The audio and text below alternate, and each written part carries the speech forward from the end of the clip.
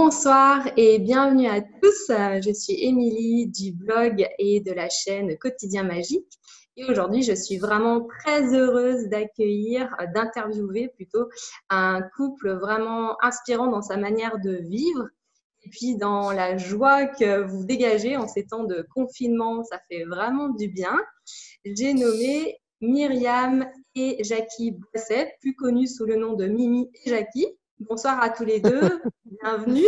Bonsoir, merci de nous accueillir. Ouais, merci. Alors, pour vous présenter, il y a beaucoup de choses à dire. Je vais essayer de parler de nos points communs, on en a beaucoup, et puis de vos spécificités. Vous m'arrêtez si je dis des bêtises. Oui. Alors, tout d'abord, vous avez un mode de vie qui tend vers la circularité, l'autonomie et le zéro déchet. Vous êtes très proche de la nature. J'ai vu que vous aviez l'autonomie grâce à l'énergie solaire. Vous réutilisez votre eau, vous compostez. Vous avez des toilettes sèches, comme c'est mon cas aussi. Oui. C'est assez rare, faut le dire. C'est génial. Vous êtes aussi des ambassadeurs de l'alimentation vivante. Vous mangez végétal et cru avec une prépondérance de fruits depuis déjà pas mal d'années, je crois. Oui. Et alors là, c'est une différence avec moi. Hein. Je tends vers cette alimentation, mais je ne suis pas au 100% contrairement à vous. Et vous montrez par l'exemple que c'est tout à fait compatible avec une pratique physique intense, puisque vous êtes athlète professionnel. Vous avez plusieurs titres de champion du monde de Raid Aventure, qui est une course vraiment extrême, hein, où vous courez, je crois, 7 jours non-stop, sans dormir. Ouais, on dort, mais pas beaucoup. 7 jours, 7 heures de sommeil. Ouais, une heure par nuit, quoi. Ouais, ou 1 heure par 24 heures. Ouais, c'est ça. Et alors, je crois que vous avez un peu laissé de côté ce type de course pour vous orienter vers des courses un peu plus humaines, j'allais dire. La course d'obstacles, Spartan Race, c'est ça, la course spartiate? Oui, exactement, les Spartans. Ouais. En fait, Spartan, c'est une franchise, mais c'est des courses d'obstacles. D'accord, course d'obstacles. Et donc, vous montrez, en fait, vous déconstruisez des mythes puisque vous montrez qu'avec cette alimentation qui est assez éloignée des recommandations officielles et d'autant plus pour les sportifs, qu'on peut former, récupérer mieux, limiter les blessures et puis être musclé, hein, parce que ça, c'est une croyance forte, qu'il faut des protéines animales, qu'il faut des féculents cuits pour tenir, avoir de l'endurance et casser un mythe là. En fait, nous, on s'est rapproché de cette alimentation pour devenir plus performant quand c'était à l'époque où on faisait les raids d'aventure. Et on a vu que sur la santé, c'était encore plus génial. Et après, on a plongé dedans, on a bien fait nos recherches, on a essayé de comprendre comment le corps fonctionnait. Et après, on s'est vraiment dirigé sur ce que le corps avait besoin pour fonctionner. Et on a vu qu'on était fait pour manger des fruits. Donc, on s'est dit, ça tombe bien, c'est ce qu'on veut manger. Et c'est amusant parce que tu dis casser un mythe, mais nous maintenant c'est plutôt on se pose la question comment il faut encore pour être performant en mangeant des pâtes et en mangeant des protéines animales. Donc nous maintenant on tire vraiment le chapeau aux sportifs qui restent bornés dans une alimentation on va dire classique, parce que je me dis mais comment ils font pour arriver à être performants, parce que c'est quand même bien plus compliqué que si tu manges des fruits. C'est plus facile en fait. Donc voilà, c'est amusant. Et en fait, c'était une de mes questions, c'est à quelle époque vous avez commencé à vous intéresser à l'alimentation vivante et comment c'est venu dans votre vie? Est-ce que c'était une transition longue? Est-ce que ça a été très rapide? Est-ce que vous avez vu très vite des effets? Est-ce que c'était pour la performance uniquement? Ben, à la base, en fait, nous, on est sportifs de haut niveau. Tu vois, moi, depuis l'âge de 16 ans, je suis vraiment sportif de haut niveau. J'ai fait dans différents sports. Et donc, vers les 30 ans, la machine, elle était un peu rouillée et on était encore performants, mais tu vois, on sentait que nos performances descendaient. Surtout, on commençait à être blessés. On avait des hicks à droite, à gauche. Et donc là, avec Jackie, on a commencé à chercher d'autres moyens parce qu'on n'était pas d'accord de prendre plein de compléments alimentaires, tu vois, de prendre des cachets pour pouvoir continuer à performer parce qu'en fait, nous, on vit de notre corps, parce qu'on vit que de nos primes de course. Donc, si on n'était pas performant, ça voulait dire qu'on ne pouvait plus vivre de notre métier, passion et métier. Et donc, c'est là qu'on a commencé à regarder et que instinctivement, on est arrivé à ça. Et donc, à la base, c'était vraiment pour être performant. Mais ce qu'on dit aux gens, ça nous a changé complètement notre vie, en fait.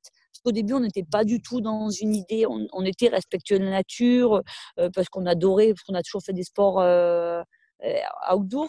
Mais on n'était pas du tout dans ce truc-là de la santé vraiment du corps humain. Et c'est ça que c'est d'avoir changé d'alimentation qui nous a fait tout changer, toute notre façon de vie et de vivre en fait. Donc, et la transition, elle s'est faite. Au début, on ne savait pas en fait. Ouais, et puis au début, on vivait dans un van en Australie, donc on est resté là-bas pendant 2 ans et comme on partait loin, on n'avait pas de frigo, on n'avait pas de choses pour conserver, donc ce qu'on mangeait, ça s'est petit à petit réduit. On mangeait plus vraiment de viande ou de choses comme ça. Donc naturellement, on a déjà enlevé certains produits. Et après, petit à petit, on a appris et puis on a changé notre alimentation. Mais le jour où on a vraiment été persuadé que c'était ce qu'il fallait faire pour notre corps, on a tout changé. Ouais, on est parti nous, on est un peu des extrêmes sur certains points. On est parti à 100%. On s'est dit, ah bon, ok, c'est ça qu'il faut faire, let's go. Et donc, on a fait ça, toi.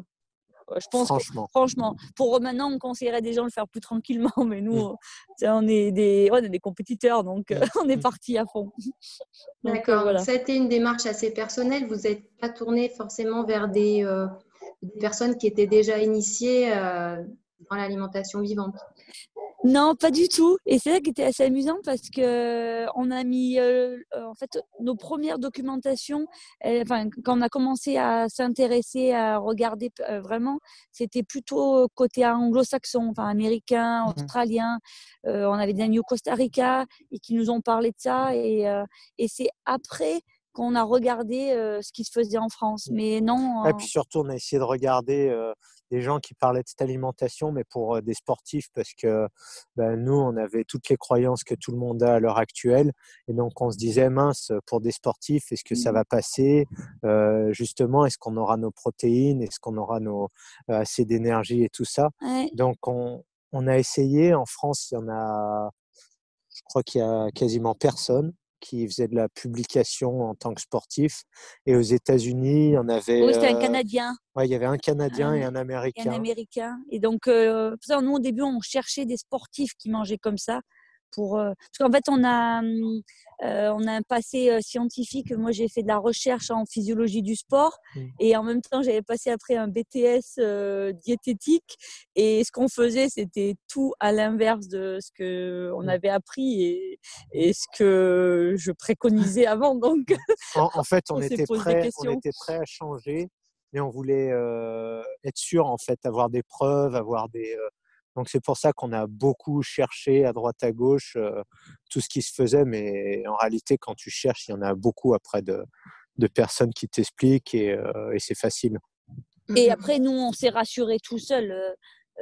Quand tu vois que tu changes d'alimentation et que tu es toujours autant performant, tu n'as pas besoin de plus de preuves, en fait. Oui, parce que c'est pas évident, je trouve, de déconstruire en fait des années et des années de construction mentale sur qu'est-ce qu'il faut manger, qu'est-ce qui qu'est-ce qui donne de l'énergie, qu'est-ce qui permet d'avoir de la musculation. Et c'est un long travail, je trouve. Vous avez dû le faire, je pense, plus rapidement que la plupart des gens parce que vous aviez l'envie d'aller chercher les bonnes informations aux bons endroits.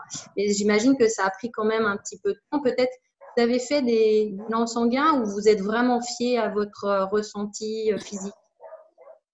Tout au début, on a fait un bilan sanguin. Ouais, et c'est surtout, en fait, pour nous, ça a été vraiment facile, en fait. On court, enfin, on a beaucoup de compétitions et on enchaîne vraiment beaucoup. Et quand on a commencé à passer qu'au jus, à manger que des fruits, direct, on a vu notre capacité de récupération, c'était phénoménal. Et il nous est arrivé des petits accidents sportifs, une entorse, un truc comme ça. Ma première fois, j'ai eu une entorse et on avait changé d'alimentation et elle s'est réparée d'une façon, c'était incroyable. Et je disais à Jackie, je te jure, je sens des choses dans mon corps, c'est incroyable. Et Jackie, au début, il disait peut-être qu'elle exagère un peu, ou enfin, il avait pas, enfin, il savait pas ce qui se passait en fait dans mon corps. Et 2 ans après, il a eu une entorse, pareil que moi. Et parce que moi, je lui disais, mais la nuit, j'ai l'impression qu'on me répare ma cheville. Je me disais, la fille du Sud, elle exagère toujours. et en fait, après, il a vécu. Et je lui dis, t'as vu, t'as rappelé, je le disais. Et, elle n'exagérait pas. Donc, on vous répare la nuit, ça se répare. Ouais. Et donc, nous, on n'avait pas trop le droit à l'erreur dans le sens que on était avec des coéquipiers qui ne mangeaient pas du tout comme nous et qui validaient pas forcément comment on mangeait. Ils nous prenaient encore pour un peu des farfelus de changer d'alimentation. Et donc, nous, on n'avait pas trop le droit de se tromper. Et direct, on a vu qu'on ne se trompait pas. Donc, après, quand tu es convaincu, il n'y a pas besoin d'aller voir des bilans et chercher. Tu le sais, tu le sens dans ton corps. C'est lui qui parle, en fait, pour toi. Donc, voilà.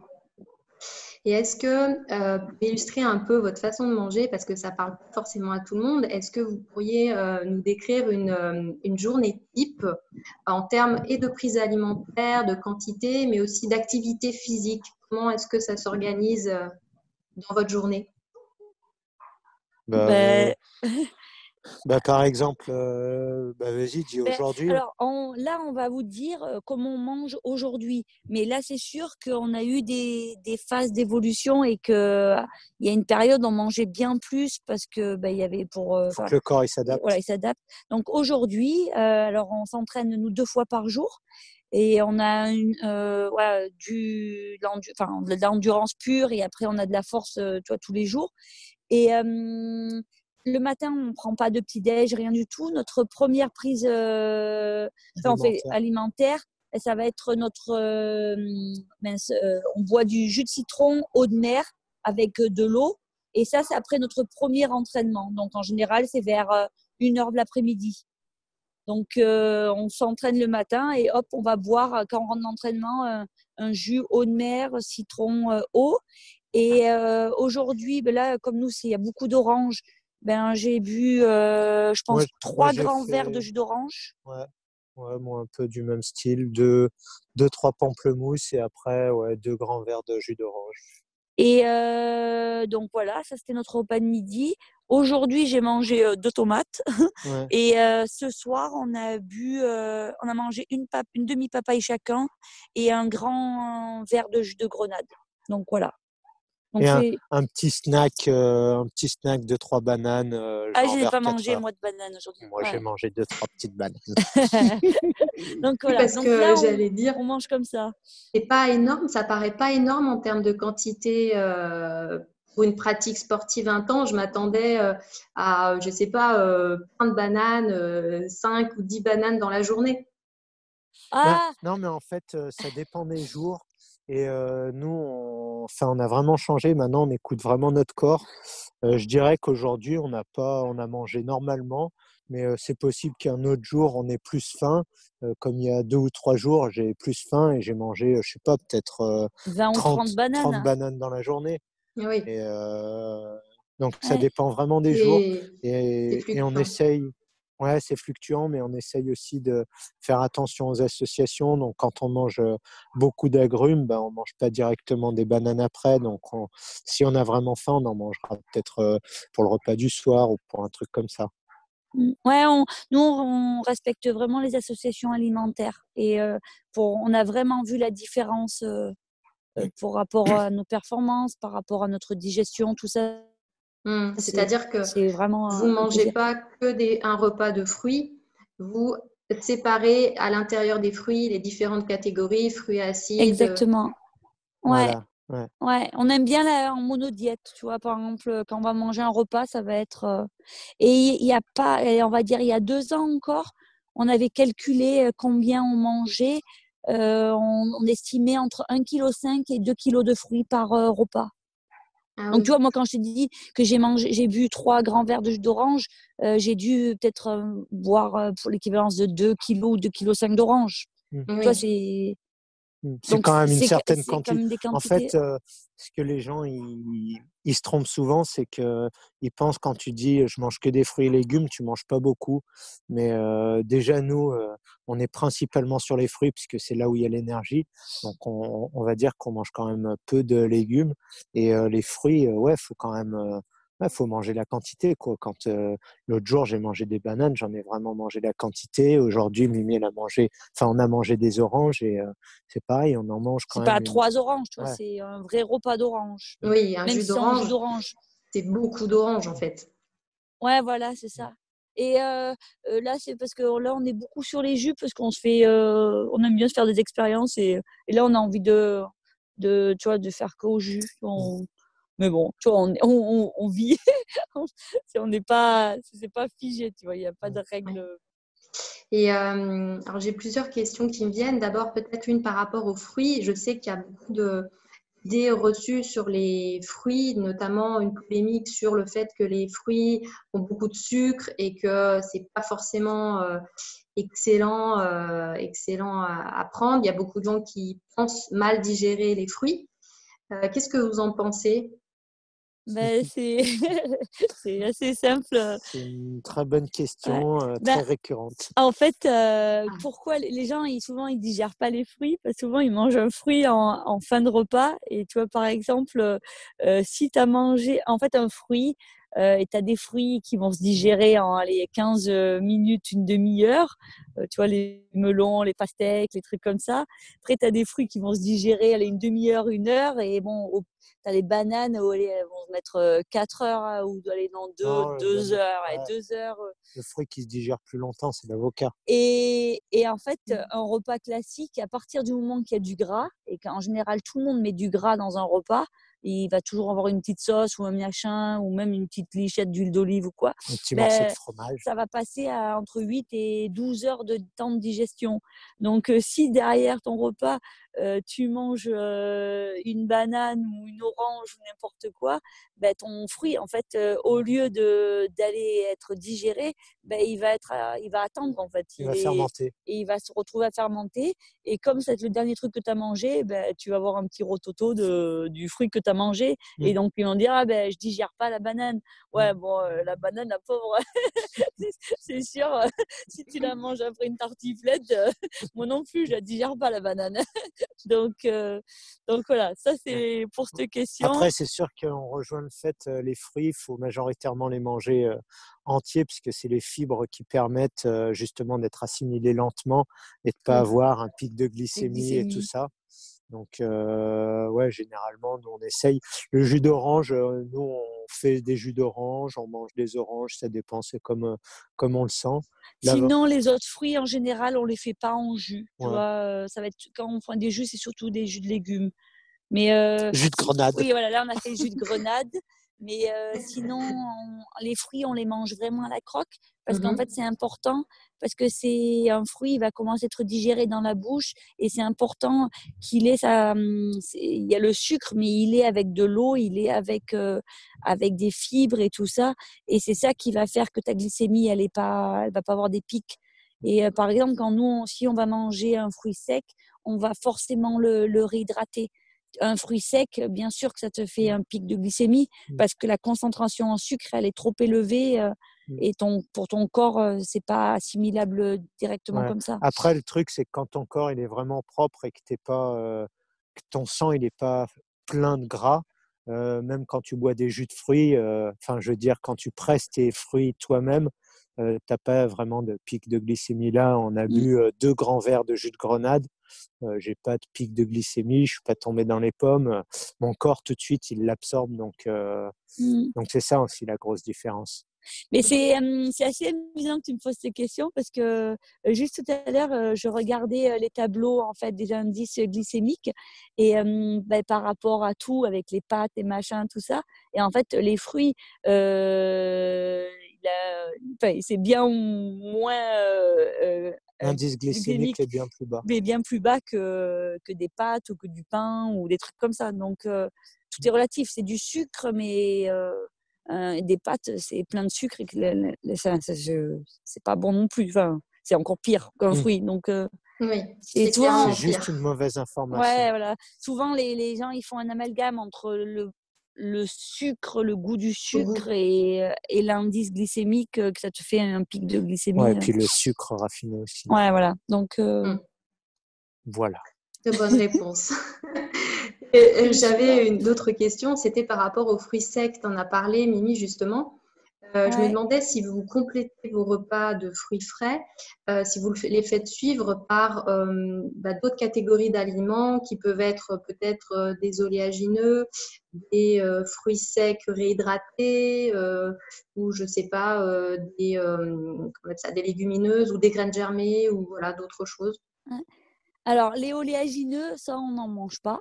Alors, si on va en manger, c'est quand on va aller à un restaurant cru et qu'il y aura une petite recette crue, ça va être la fête et on va manger. Il y aura Restaurant. un restaurant, ouais, c'est la fête, c'est le restaurant. Mais sinon, on ne mange pas du tout des oléagineux parce Même que germés, trempés, non. non, non. Et non, on n'en mange pas. Après, les fruits secs, eh ben, on en mange rarement. En général, on en mange quand on n'a pas de bons fruits ou que tu vois, ou Je dirais à l'étranger. à l'étranger, ouais. Mm. Mais on va toujours les réhydrater. Ou en course, ça va bien nous dépanner. Donc, on va les mettre dans de l'eau ou quoi dans nos bidons ou pour hydrater. Là, on se fait sécher un peu les bananes, mais c'est juste par gourmandise parce qu'on en a plein. Mais on les fait pas sécher à sécher, on les mange juste qu'elles ont commencé à peine à être séchées en fait. Caramélisé autour et un petit peu tendre à l'intérieur. Ouais, bien juste. Donc, en général, elles n'ont pas le temps de sécher Ouais. quand on passe. Donc voilà. Les graines germées, Jackie, il en mange de temps en temps Ouais, quand il en quand aura mon envie. corps il me demande, j'aime bien me faire germer des lentilles ou du sarrasin. Et ben moi, pas vraiment. Quand il va en faire, peut-être je vais en manger un petit peu, mais je suis pas forcément attirée Mm. par ça. Et qu'est-ce qu'on pourrait rajouter qu'on mange de temps en temps? Les algues. De temps en temps, on Mhm. mange des algues. Ouais. Et de temps en temps, on mange de la spiruline. Tu vois, si on trouve de la spiruline fraîche, ça oui. La spiruline déshydratée, ben, on en a de temps en temps, mais chez nous, c'est pas facile à trouver. Et donc, tu vois, on va pas se focaliser sur la spiruline. Mais fraîche, c'est vraiment délicieux. Mm. Donc, C'est le voilà. super aliment que vous consommez, si je comprends bien. Bah, nous, on On le prend pas considère pas comme un super aliment, Ouais, comme une bonne gourmandise. c'est une bonne gourmandise. En Mm. fait, ouais, non, c'est délicieux. C'est sûr que tout le monde sait qu'il y a plein de protéines et de choses comme ça, mais Nous, on n'est pas du tout focalisé sur les protéines, on n'est pas mm, stressé parce que ça aussi, c'est un mythe en fait, la quantité de protéines qu'il nous faut. Et dans les fruits, c'est juste qu'il y a une mésinformation, mais il y a des protéines. Et quand on calcule, parce que je dis comment on vient un peu du milieu scientifique, on aime bien des fois traquer, faire des recherches, ou enfin, on se dit pour un jour, pour partager avec les gens, on a vu qu'on a largement assez de protéines avec ce qu'on amène mm. dans nos journées. Donc, sans faire d'apport supplémentaire de protéines. Et je crois Donc, qu'il y a voilà. une chose aussi, une chose un peu dont on n'a pas conscience, c'est que quand on se met à manger de l'alimentation vivante, donc végétale et crue, parfois on a une fonte, on perd du poids parce qu'on déstocke des déchets anciens, le corps se nettoie. Et on découvre que notre masse musculaire est faible parce qu'on est peut-être pas sportif. Et la masse musculaire, elle vient pas de l'alimentation, elle vient de la sollicitation. Exactement, ouais, c'est ce que ceux qui nous posent la question pour les protéines, c'est exactement ça, puisque nous, on leur répond, le bébé, quand il est au moment où il grandit le plus, il a un apport de 6% de protéines par le lait de sa maman. Et tout le monde veut en manger beaucoup plus, mais en fait, c'est délétère. Et après, oui, ça va abîmer les reins ou d'autres choses. Donc, les protéines, on n'a pas besoin de s'en occuper. Ouais. Après, tu vois, Jackie, il va être plus convaincant par rapport à son gabarit, sa musculature, parce que il est massif. Moi, j'ai toujours eu un gabarit d'athlète endurante, fine. Enfin, j'ai toujours été dans les sports d'endurance, donc j'ai jamais cherché à développer tu vois, cette masse musculaire, parce que pour moi, c'est un handicap d'être plus lourde musculairement. Donc, mais même le truc, c'est que là, depuis 1 an, Mimi, elle essaye de progresser sur les obstacles et on a gardé la même alimentation, mais juste le fait de s'entraîner en force, elle a changé déjà et elle a commencé à développer de la masse musculaire, même si on n'essaye pas, parce qu'elle n'a pas besoin de prendre du poids, il faut qu'elle prenne de la force, mais elle a quand même développé un peu de masse musculaire. Donc, c'est développer le muscle, c'est bien s'entraîner et bien se reposer. Exactement, ouais. Puis je pense aussi qu'il y a l'écueil, on a associé protéines et muscles, alors qu'en fait, pour que les protéines redonnent du muscle, il faut les décomposer en acides aminés. Or, ces acides aminés, on les trouve déjà à l'état d'acides aminés dans l'alimentation vivante. Alors, c'est peut-être pas des protéines complexes à dégrader, c'est la forme simplifiée dont on a besoin finalement. Ouais, c'est très bonne réponse. Ouais. Plus facile. Plus facile.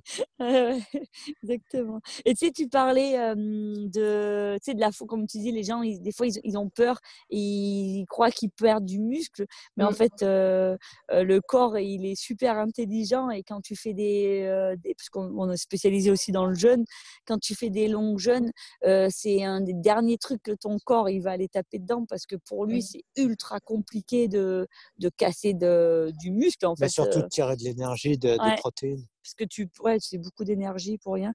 Et souvent, les gens, ils ont l'impression qu'ils perdent, mais comme tu dis, ils perdent beaucoup d'eau, de l'inflammation. Parce que quand tu te changes d'alimentation et que tu deviens une alimentation vivante et donc bien plus basique que l'alimentation classique qui est très acidifiante, tu perds de l'inflammation. Et donc, quand tu dis perdre de l'inflammation, c'est avant, tu fais de la rétention d'eau, parce que c'est le seul moyen pour ton corps qui stabilise cette acidité. Et là, tu dégonfles. Voilà, et donc là, tu dégonfles, et donc là, tu dis « Ah, je suis tout maigre ». Mais en fait, tu étais déjà maigre comme ça, normalement. C'est ça, tu étais enveloppé avec de l'eau et peut-être du gras ou d'autres déchets.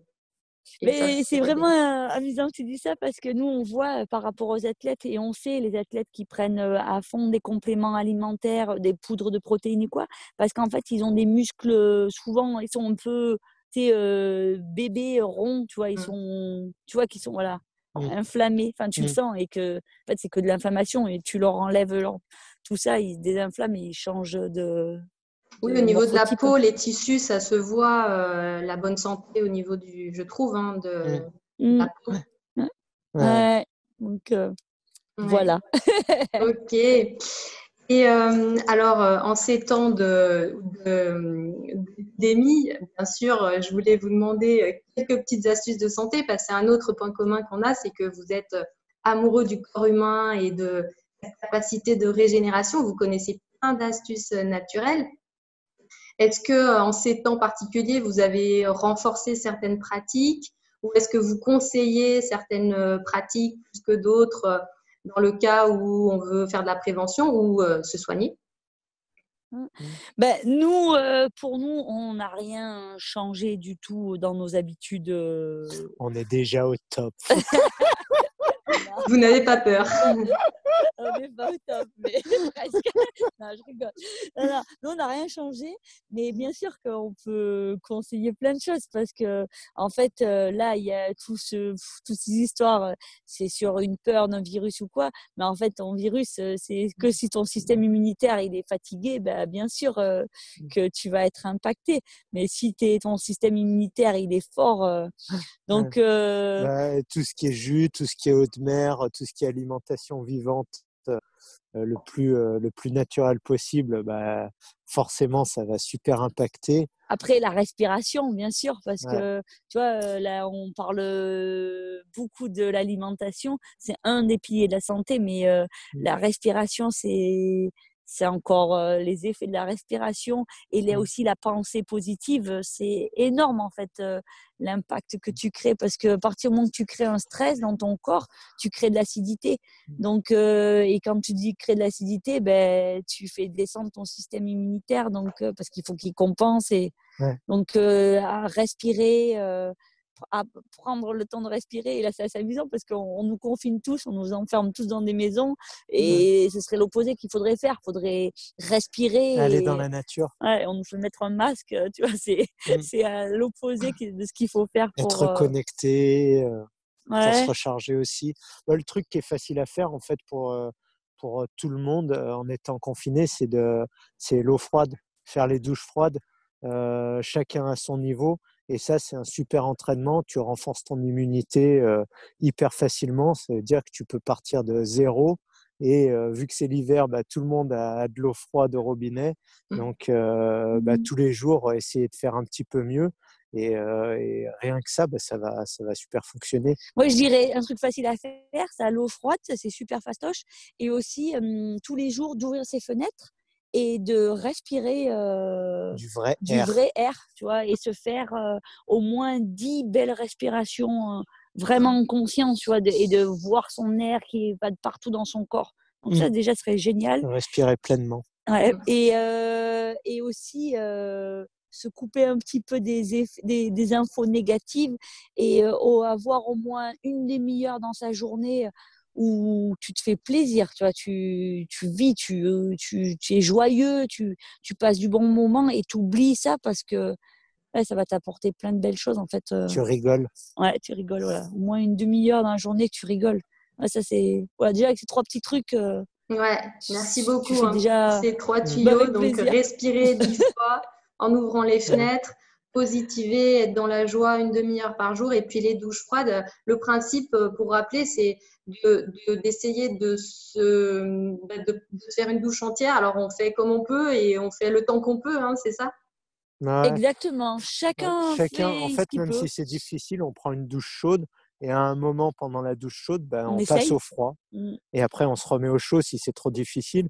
Et après, peut-être que le jour d'après, ben, on fera 15 secondes de douche froide et on finit comme ça. On finit juste sur une douche froide. Et le jour d'après, ben, on fera peut-être 30 secondes. Et petit à petit, en fait, c'est le corps qui va s'adapter et c'est donc le système immunitaire qui va se renforcer.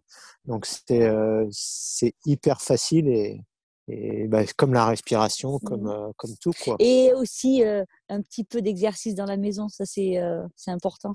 Des petits trucs, tu vois, avec même si on est coincé, rien que juste un peu de bouger, parce qu'en fait, il faut faire bouger la lymphe, il faut tout activer, parce que si tu es confiné et que tu bouges plus, bah, tes déchets, parce qu'ils circulent dans la lymphe, donc ils vont rester stockés. Donc, Une petite demi-heure d'exercice, voilà, déjà, c'est allez, bien. on rajoute ça. Allez. 4 tuyaux. Validé. Soyons fous.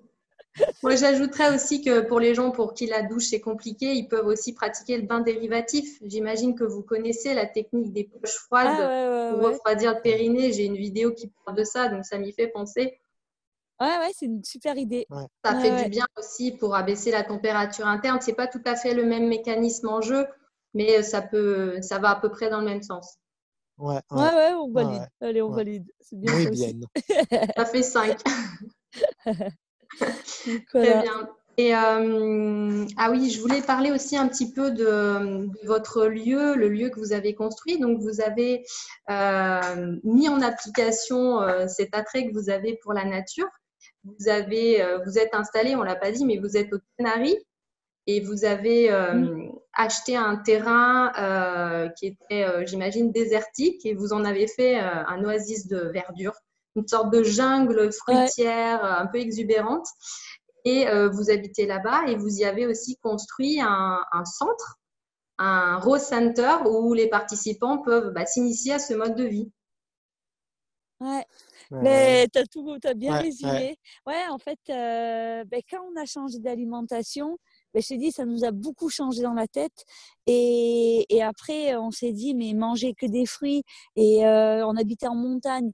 Et tu vois, on s'est dit, mais Il n'y a pas de il y a sens. pas de sens, il y a pas de logique, tu vois. Mm. Donc, on s'est dit, non, mais il faut qu'on aille à un endroit où que les fruits pleuvent, en fait. Mm. Enfin, tu sais, on adore les fruits, on s'est dit, mais attends, il faut aller être à un Mm. endroit. Et c'est là quand la vie nous a amenés sur les îles Canaries. Ouais. Et on a acheté ce terrain qui avait rien. Et je sais pas, dans notre tête, nous, on savait qu'on allait le transformer. Bon, nos amis, nos parents, ils nous ont pris encore un peu pour Des des uluberlus, illuminés. Mais maintenant, des éclairés. Oui, ils parce sont que contents et on ils n'a s'en pas dit, inspirent. mais vous avez mis en pratique les principes de la permaculture. Ah Ouais, oui, bah, ça bien. ouais. Oui, Ben, en fait, pour la santé, on s'est formé puisqu'on était passionné pour la permaculture et tout ce qui a trait à la nature. On a fait pareil, on était vraiment passionnés et c'était bien parce que en fait, la santé et la nature fonctionnent enfin la santé pour l'homme et la santé pour la nature, c'est exactement exactement le la même même chose. Ouais. fonctionnement. Donc c'était génial. Donc on a vraiment, ce qu'on a essayé de recréer, c'est on a créé un lieu de vie pour la nature et nous, on est une partie de ça, on vit à l'intérieur. Et donc, Ouais, comme tu dis, on a remis l'humain à sa place en fait. Tu vois, nous, on n'est pas, c'est pas nous le numéro un. Le numéro un, c'est la nature, c'est mm, nos arbres, c'est tout ça. Et nous, on s'adapte, on l'aide, on est content d'aider, mais c'est elle qui décide, donc ouais, voilà. Et ce centre, on l'a créé, en fait, c'est parce que c'est pour juste que les gens viennent vivre en fait une expérience parce qu'il y a mm, beaucoup de, comme tu dis, des barrières, des choses, des peurs où tu vois, on ne sait pas. Enfin, que les gens, des fois, ils osent pas. Et là, c'est juste pour qu'ils viennent expérimenter et de voir que tu peux vivre comme ça et être complètement en adéquation avec la société. mm. Tu vois, nous, on n'a pas envie d'être des ermites, on a envie de vivre dans cette société. Tu vois, on l'aime, la société. Bon, Elle a ses elle a vices. ses vices, elle a des trucs, mais Mm. on peut changer en fait.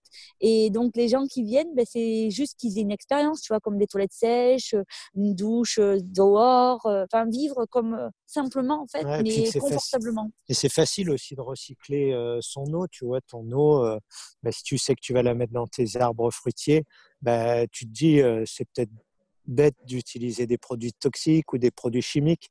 Donc, tu vas changer aussi un peu ce que tu utilises. Pareil pour tes produits ménagers, pour un peu tout. Donc, ça te force après à changer un peu tout ton mode de fonctionnement et être plus en adéquation avec la nature. Donc ouais, c'est ce qu'on a fait. Mm.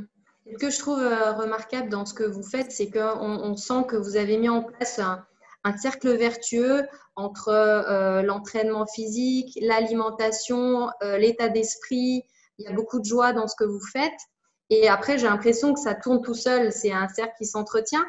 Quand on n'est pas dans ce cercle, mais qu'on a envie d'y rentrer dedans, quel est votre conseil en fait pour enclencher ce cercle vertueux? Et suivre son cœur en fait. Si tu vois, si tu sens que c'est là où tu as envie d'aller, il faut y aller, il faut l'expérimenter. Tu sais, de pas vivre avec des peurs de jugement de ci ou de là.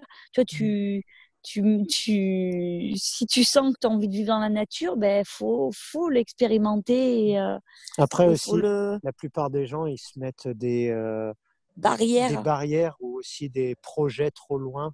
Et juste un petit changement, faut essayer, faut faire un tout petit peu mieux. Nous, au début, on n'était pas 100% cru, on n'avait pas de toilettes sèches, on n'avait pas tout ça, on vivait complètement classique. Et quand on est arrivé là, on a changé petit à petit.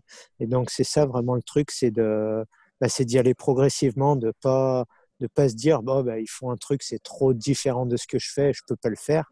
Non, on fait quelque chose de différent. Les gens viennent expérimenter et après ils rapportent chez eux ou Et ils font ce qu'ils peuvent, en ils font fait. ce qu'ils peuvent et petit à Mm. petit ça va changer.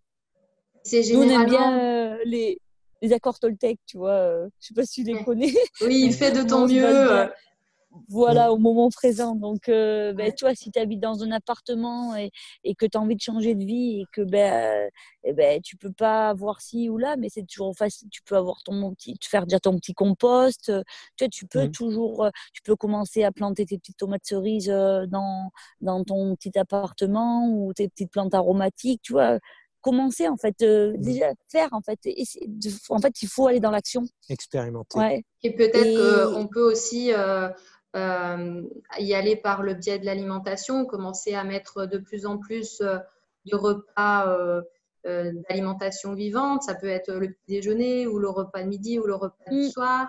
Et puis, ouais. parallèlement, peut-être jouer sur l'état d'esprit ou faire plus Mm. d'activités physiques. Ça dépend peut-être aussi des personnes, si elles ont plus d'attrait pour Ouais. un sujet ou pour un autre. Mm. Et Exactement, ouais. c'est aussi pour ça, quand les gens viennent ici en stage, on leur fait voir un peu toute la palette de ce qui est possible. Il y a l'alimentation, la respiration, l'activité physique, Se connecter à la la pensée terre. positive, ouais, se connecter à la terre. Il y a le jardin, permaculture. Enfin, il y a vraiment plein de choses à faire. Et comme ça, ils voient que selon leur intérêt, leur attirance, Et leurs possibilités, et en leur, fait, du ouais, moment présent. ils vont aller peut-être plus sur des exercices respiratoires. Il y en a, ils vont plus aller dans l'alimentation. Il y en a, ils sont plus nature, donc ils vont être connectés à la terre, ils vont faire du jardin et tout ça. Chacun va venir par un endroit. Et nous, vraiment, ce qu'on a essayé de faire, c'est vraiment d'élargir au maximum et de faire voir toutes les portes d'entrée. Et donc c'est vraiment ça. Et après, tu vois, comme on dit, tout est un jeu. Tu vois, au lieu de le voir que c'est une contrainte, qu'il faut changer une habitude, ben, tu le prends comme un petit jeu, tu vois, Mm. et en fait, ça devient plaisant. Et tu vois, le truc tout bête, mais rien que d'aller faire ses courses et d'amener toujours ses petits pochons ou ses petits machins, ben, moi, je trouve ça super rigolo. Tu sais, il faut y penser, tu vois, c'est un jeu. Et après, quand tu fais tes courses et que tu arrives un jour et que tu es tout le temps, toujours sans plastique, sans rien, et ben, peut-être t'es super content, en fait, parce que tu as réussi ton petit jeu, en fait. Mm. Et donc, pour n'importe quoi, tu as des petits jeux, en fait. Il Enfin, faut nous, vraiment que la vie, ce soit un jeu et que ce ne soit pas une contrainte. Ouais. À partir du moment, si on voit les choses négativement et que c'est des contraintes, on c'est ne va pas pas bon. le faire sur du long terme. Donc c'est pour ça que le truc, c'est vraiment que les choses qu'il faut qu'on fasse, c'est que ce soit facile Et plaisant. et plaisant. Ouais. Mm. Je crois que c'est un mot important parce que la société a beaucoup diabolisé le jeu comme quelque chose de pas sérieux, alors qu'en fait, le jeu, ça permet tous les apprentissages et toutes les Mm. avancées dans la vie et la légèreté. Je crois que c'est une chose vraiment importante à retenir dans ce que vous avez dit. C'est vraiment essentiel, le jeu, la légèreté, s'amuser pour avancer. Mm. Ouais, Je note. bah, tu sais, comme je t'ai dit, moi, depuis l'âge de 16 ans, et là, j'en ai 41, je fais du sport à haut niveau. Ben, heureusement que, tu vois, qu'on a transformé notre métier en jeu, en fait, et Mm. que tous les entraînements, on les prend comme un jeu, parce que sinon, Mm. ben, tu vois, ça ferait longtemps Changer de on métier. en aurait eu marre de notre métier. Donc, Oui, la parce vie que les choses, entière peut être un jeu, en fait, si on le ah regarde comme ça. ben, exactement, nous tout le temps, c'est toujours que des jeux, c'est super amusant. Et tu vois, tu sais, quand on voyage et à chaque fois qu'il y a des trucs, on rencontre une difficulté, ben, le jeu, c'est de trouver la solution. Mm. Et ça, c'est super cool parce que Ça toujours change face tout, à un hein, de se problème, dire, au lieu de se dire j'ai une tuile qui me tombe dessus, on se dit, j'ai un obstacle, je vais le dépasser. Mm. et Mm. ouais, et je vais trouver la solution. Et là, c'est super agréable de vivre comme Hmm. ça. Donc, vous alternez au niveau rythme de vie, des voyages pour des compétitions et puis des mois où vous êtes chez vous aux îles Canaries. Ouais. Ouais, bon là, on va être En longtemps chez nous, je l'occurrence, crois. Je crois que ils ont choisi pour nous, hein, donc, mais on est content parce que ça va nous permettre de bien avancer sur notre centre. Mais ouais, il y a des périodes où on voyage beaucoup pour nos compétitions et il y a des voyages. on voyage Les, pour les compétitions et aussi pour se former.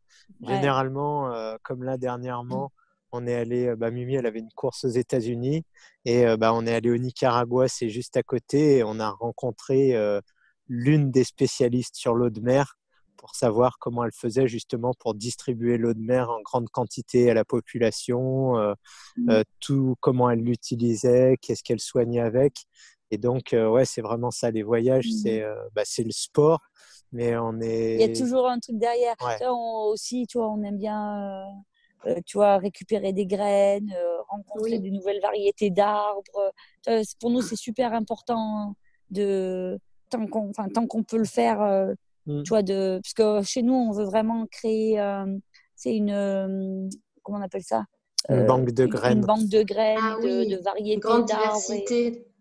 Ouais. Ah ouais. Donc, nos voyages, nos compétitions, elles ont toujours un but avec des arbres derrière, des variétés, parce que c'est super important en fait de conserver tout ça. Oui, bien sûr. Les problèmes des graines, on en parle beaucoup, oui, c'est certain. Et Jackie, tu parlais de l'eau de mer, ça donne peut-être l'occasion de dire quelques mots dessus. J'ai vu que donc, vous allez chercher l'eau de mer, si possible, directement dans la mer. Dans l'océan, et vous la filtrez avec la fontaine le purificateur Berquet, que j'utilise aussi, que j'aime beaucoup, de manière en fait à la rendre potable tout en gardant les ions, le sel.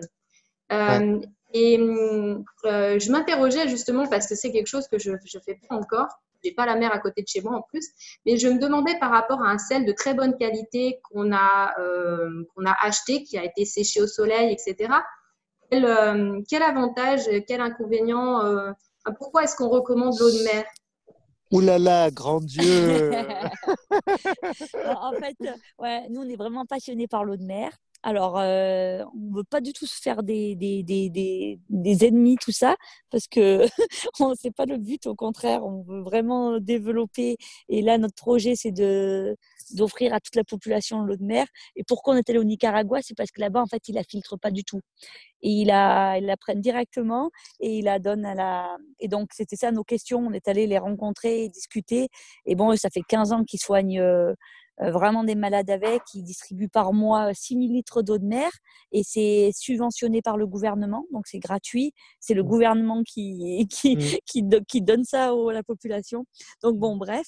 Et donc, elle nous a expliqué en fait que la quantité de sel qu'il y a dans l'eau de mer, elle tue tous les microbes, tous les virus, tout ça. Donc, voilà. Et par rapport au plastique, pareil, elle nous a bien expliqué parce qu'on avait plein de questions sur ça. Ouais. Donc, et par rapport au sel, en fait, les minéraux qui sont dans la mer, il faut savoir qu'il y a tous les minéraux dans la mer en bonne proportion, mais faut qu'ils soient bioassimilables. Et pour qu'ils soient assimilables, il faut qu'ils soient chargés électriquement. Donc, pour être chargés électriquement, il faut qu'ils aient été transformés par une source végétale qui est le plancton dans la mer. Donc, quand en fait on déshydrate l'eau et qu'on récupère le sel perd cette charge électrique et donc il devient inorganique. Donc, il est plus bioassimilable pour l'organisme. Donc, voilà la différence entre du sel d'Himalaya ou n'importe quel sel. Après, on pourrait le redonner. On pourrait retrouver sa forme bioassimilable, mais ce serait des procédés assez compliqués. Donc, c'est pour ça que l'eau de mer, c'est vraiment le miracle de la vie. Et on a vu des recherches. Une cellule ne peut vivre dans du sérum physiologique ou ne peut vivre dans plein de liquides. Le seul liquide où elle peut vivre, c'est dans l'eau de mer. Donc, c'est vraiment… Ce qui est étonnant, c'est que, alors j'entends deux choses. D'abord, j'entends que vous ne filtrez du coup plus votre eau de mer, si je comprends bien. Pour nous, on la filtre pas. Pour nos carnes de testage, on les filtre, tu vois, parce que comme ça. Ce qu'il faut faire quand on la filtre pas, en fait, c'est juste d'analyser le point où on récupère. Parce qu'en fait, si on était dans une vie parfaite, on pourrait récupérer l'eau qui n'est pas polluée par une ville adjacente. Ouais. Mais c'est ça, c'est quand on est trop près. Parce qu'il faut que la mer, elle se purifie toute seule, mais il faut qu'elle ait le temps, il faut qu'elle ait l'espace et tout ça. Donc nous, là où on va, on estime que c'est beau, c'est bien. C'est un endroit comme ça. Mais après, c'est sûr que, je vais dire quand une on bêtise, voyage, si on est à côté de Toulon et qu'on va prendre l'eau à la sortie du port de Toulon ou n'importe quel port en France, bah oui, il y aura des hydrocarbures, il y aura des pollutions, il y aura des rejets des égouts et tout ça. Donc là, l'eau, elle doit être filtrée. Ouais, en fait, là, on est, tu vois, comme dans l'alimentation, on est en train d'essayer de casser nos barrières, tu vois. Donc, Oui. on a vu les recherches scientifiques, on a parlé avec ces personnes, on était là, on était avec eux. Et, ok, on a tout vu, mais on a nos petites barrières à casser. Donc, voilà. Donc là, c'est ce qu'on est en train de mettre en on place. est en train de mettre en place ça. On va les casser, ces barrières. Ouais. Donc, C'est intéressant de voir le processus de cassage de barrières. Ouais. Donc là, nous, ça y est, pour chez nous, c'est bon, on la filtre plus. Quand j'ai passé sur Hong Kong ou à Abu Dhabi, je prends mon eau de mer, je vais la filtrer. Hein. À part que ma barrière elle est cassée, mais non, je pense que je vais encore la filtrer une petite période. Oui, Et voilà. oui, parce que tu peux pas savoir si le lieu où tu prélèves est bien, et c'est fondé de penser qu'avec une ville à côté, il y a un risque qu'elle soit pas aussi pure que si elle était voilà. au Mais large. bon, l'eau qu'on a vue au Nicaragua, elle nous inspirait pas vraiment confiance. Non, mais on ne sait pas où ils l'ont récupérée non plus. Ouais. Mais il y avait quelques endroits qui n'étaient pas forcément hyper clean, comme partout. Donc, c'est pour ça on s'est dit merde. Ok, bon ben voilà. Donc, Et en termes de consommation, c'est des petites quantités que vous consommez tous les jours, hein, c'est pas des… Non, si nous… Mais ça c'est la petite news, mais je crois que là, c'est une news pour toi. Je pense qu'on va faire une grosse vidéo sur l'eau de mer, de tout ce qu'on a rapporté du Nicaragua. Ouais. Et l'une des choses qu'on a rapportées, c'est que là-bas, pour soigner des personnes, elle prescrit, 500 on va pas dire millilitres. le mot prescrire, mais Non. elle dit aux gens de boire 500 millilitres d'eau de mer. Après, il faut la diluer. Donc tu l'as fait 2 litres. En rapportant à la dilution, ça te fait 2 litres. L'isotonie, ouais. Ouais, et donc, eux, ils boivent ça et elles soignent vraiment plein de choses, en fait. Donc, 500 millilitres d'eau de mer ramené à 2 litres d'eau pour diluer. Et nous, là, nous, depuis qu'on est rentré, on boit vraiment plein d'eau de mer. Donc, d'accord, vous avez augmenté drastiquement la dose. En réalité, je pense qu'on les buvait déjà parce que naturellement, on était vraiment attirés par ça. Et justement, on l'a fait bien en mesurant en rentrant. Et c'est là où on a vu qu'on buvait déjà beaucoup. Ouais. Et voilà, et la news, c'est qu'on va mettre en place des dispensaires comme elle qui a fait au Nicaragua, partout dans le monde, pour que les gens aient accès à l'eau de mer très facilement. Même loin des côtes. Ouais, on va là, on travaille vraiment là-dessus. C'est le projet. Ouais, on a un beau projet. Et c'est en train de se mettre des choses. Ouais, on adore. C'est magnifique, l'eau de mer. Donc voilà. Et dans ce que tu disais, Jackie, il y a une autre chose qui m'a interpellée, c'est que l'eau de mer est beaucoup plus salée, il me semble, que notre milieu intérieur. Arrête-moi si je dis une bêtise, hein, mais c'est ce que je trouvais étonnant dans le fait que les cellules vivent mieux dans de l'eau très salée que dans une eau isotonique. Non, c'est dans l'eau de mer, mais toujours rapporté à l'isotonie. Ah, ok. En fait, notre système est similaire à l'eau de mer, mais toujours rapporté à l'isotonie. C'est juste la proportion en fait qui change. Mais la concentration des différents minéraux est similaire. Mais oui, c'est ce que tu dis tout le temps. C'est comme pour boire l'eau de mer, on la rapporte toujours à l'isotonie. Pour les gens qui font des perfusions, ils la ramènent à l'isotonie. L'eau de mer, ça se rapporte toujours à l'isotonie. Elle utilise en hypertonique quand elle a vraiment, tu vois, elle nous disait quand elle a une grippe ou un truc comme ça. Une petite quantité. Elle se boit ça le matin, comme ça. Mais moi, dans les thèmes, j'ai une vidéo où je montre comment fabriquer du sérum physiologique pour éviter, notamment quand on est parent, on préconise d'utiliser des dosettes. Donc, c'est beaucoup de plastique pour du sérum physiologique qu'on peut facilement fabriquer. Alors, moi, j'ai pas l'eau de mer, donc j'ai montré comment faire avec du sel et de l'eau filtrée de préférence, ou bouillie, refroidie à défaut pour faire sa solution qu'on peut utiliser sur un bébé en peu de temps, bien sûr, parce que c'est pas stérile, mais voilà, ça permettait d'éliminer l'aspect déchet et l'industrie qui était derrière avec voilà, pour de l'eau Pour vendre de salée, l'eau. Ouais. n'était pas de l'eau de mer. Ouais. Et tu sais, il y a des sites, il y a plein de sites en fait, et tu peux acheter de l'eau de mer vraiment pas cher en fait. Ça, là, quand je te disais, on veut pas se faire des ennemis, tout ça, tu vois, il y a tout le monde connaît les ampoules Quinton, Oui, mais c'est ultra cher. oui. Et d'accord, c'est pris dans un vortex, tout ça, donc c'est très, très, très bien. Mais l'eau de mer, Il y a des personnes qui n'ont pas les finances pour se payer ça. Et, tu peux pas boire 500 millilitres d'eau de Quinton, tu vois. Imagine Ouais. le budget que ça te ferait, c'est un truc de fou. Et donc, il y a des sites qui tu peux acheter de l'eau de mer à des prix vraiment, vraiment raisonnables. Tu vois, à 2 euros, maximum 3 euros le litre, tu vois. Donc, c'est assez. Tu peux faire du bon boulot pour pas très cher, en fait. Ouais. Donc, D'accord. voilà. Donc, c'est la technique, le remède de l'avenir. Là, c'est le tout début, je pense. Ah, ben, bah, l'eau de mer, c'est le truc. mais t'imagines la quantité qu'il y a d'eau de mer sur la planète? Et elle est pourquoi? Elle est pour quelque chose, tu vois. Et il y a plein de choses en fait qui sont Mais faisables. si les gens se mettent pas à boire de l'eau de mer, on pourra pas faire baisser le niveau des océans. Très juste, Jackie. Très bonne remarque. Tu vas motiver du monde comme ça. Ouais. Sur- Amis. surtout ceux qui sont au bord des côtes. Et bord des côtes. Ils vont tous se boire Ouais, mais ce serait bien, au moins ils seraient mettraient en santé. Voilà, ils seront en bonne santé pour affronter ce qui nous attend. Mm. Bon, bah, je crois qu'on a bien discuté, le temps a passé. Je voulais savoir si vous vouliez ajouter quelque chose de plus, peut-être nous rappeler les endroits où on peut vous retrouver toutes tes infos sur le centre, sur ce que vous faites. Oh, bah, Tout- nous, on n'est Toutes pas... les infos, bah, c'est sur Notre notre site site internet. Ouais, nous, on n'est pas trop des champions là-dessus. Ouais. Donc, notre site internet, ouais, myriamejackie.com. Ouais. Et Il y a après, toutes les infos, il y a sûrement les même un liens. contact pour les gens qui veulent nous poser des questions.